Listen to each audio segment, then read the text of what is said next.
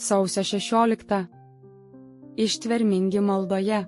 Laiškas Romiečiams 12 skyrius 12 eilutė.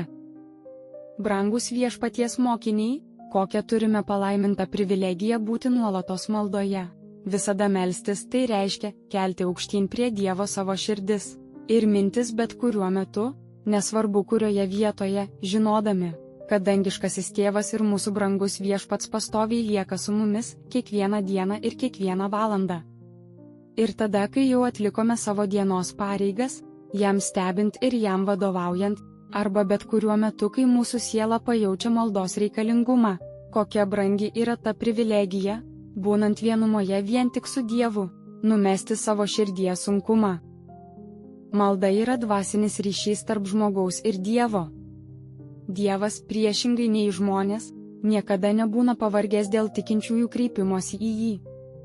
Todėl jie visada turi priėjimą prie Dievo maldoje Jėzaus vardu. Su kokiu dėkingumu turime pastoviai įvertinti ir nuolat naudotis tą privilegiją. Tai pakylės mus aukščiau dvasioje ir duos mums palaimų, kurių kitokių būdų negalėtume pasiekti.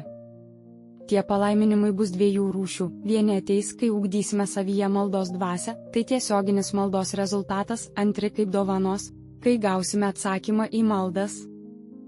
Klausimai: ar šią savaitę pastoviai meldžiausi? Kodėl, kaip, kur?